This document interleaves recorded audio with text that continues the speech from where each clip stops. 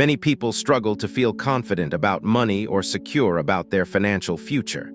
That uncertainty often comes down to one unresolved question: where does money actually come from, and why does it behave the way it does? Answering this clearly is the first step toward building stability and wealth with intention. The creation of money, from the beginning to the world we live in today. To truly understand money, we must slow down and travel back to its beginning, because money did not suddenly appear as paper bills, digital numbers, or banking apps. Instead, it evolved gradually as humanity searched for a better way to exchange value, preserve effort, and organize society. Before money existed, people relied entirely on barter, which meant that value was exchanged directly through goods and services, such as food for labor, tools for shelter, or protection for resources. And while this system worked in small communities, it quickly became inefficient as societies grew larger and more complex, because barter required a coincidence of needs that rarely aligned perfectly. This limitation led humanity to create money, not as wealth itself, but as a symbol of trust, a shared agreement that value provided today could be stored and exchanged in the future without the need for immediate reciprocity. And this idea alone changed the trajectory of civilization. Money, in its earliest form, was never meant to be hoarded, worshipped, or feared. It was designed simply to act as a bridge between effort and reward, between contribution and compensation, and between the present and the future. As societies expanded, they needed a form of money that was durable, scarce, divisible, and widely accepted, which is why gold and silver became dominant forms of money, not because they were beautiful or prestigious, but because they were difficult to obtain, impossible to counterfeit easily, and universally recognized as valuable, thereby creating stability and trust across borders and generations. During this era, money had physical weight, and its value was directly tied to something tangible, which meant that governments and individuals were limited in how much money they could create, because creating more money required discovering or mining more gold, and this natural limitation acted as a form of discipline on the entire economic system. However, carrying large amounts of gold was dangerous and impractical, so people began storing their gold in secure vaults and carrying paper receipts instead, which represented a claim on the gold they owned.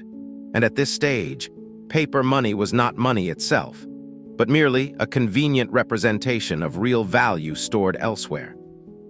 As long as every paper note could be exchanged for gold, trust remained intact, and the system functioned smoothly.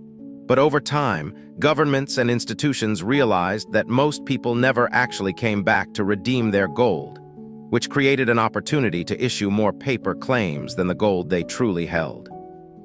This decision marked a turning point in history, because money slowly stopped being a direct representation of stored value and began relying more heavily on belief, authority, and confidence in institutions, rather than on physical backing.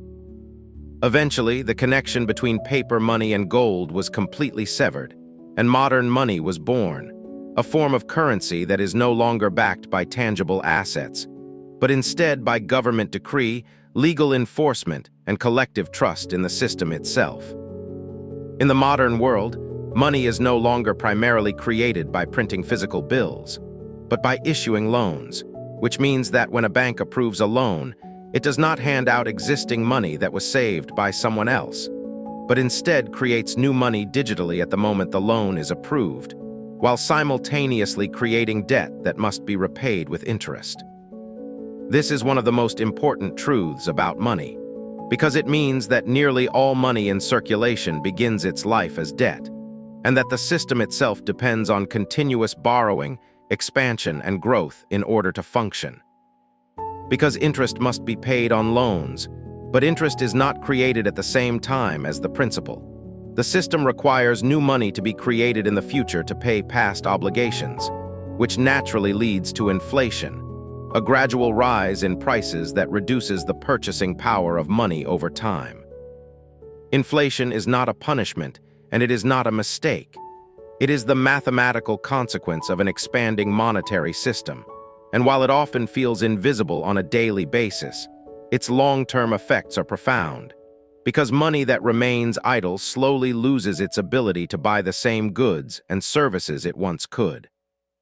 This is why saving money alone, without understanding how inflation works, can create a false sense of security. Because while the number in a bank account may remain the same, its real value quietly erodes year after year. Understanding this reality is not meant to create fear, but clarity. Because once you realize that money is designed to move, circulate, and grow, you begin to see why ownership, investment, and assets are rewarded within the system, while stagnation is punished, regardless of how hard someone works. This is also why two people can live in the same economy, earn similar incomes, and experience completely different financial outcomes, because one operates unconsciously within the system, while the other learns its rules and positions themselves accordingly. Debt, in this context, is neither inherently good nor inherently bad, but rather a tool that amplifies intention, because debt used for consumption and emotional spending pulls future income into the present and creates pressure, while debt used for education, productive assets, or businesses can increase earning capacity and long-term value. The difference is not intelligence, luck, or background, but understanding, because once you understand how money is created, how it moves, and why it loses value over time, you stop blaming yourself for feeling behind and start making deliberate choices aligned with reality. This chapter is not meant to convince you that the system is unfair or impossible to navigate, but to show you that money follows logic, structure, and rules, and that anything governed by rules can be learned, practiced, and mastered with time and attention. Money is not emotional by nature, even though it often becomes emotional in our lives.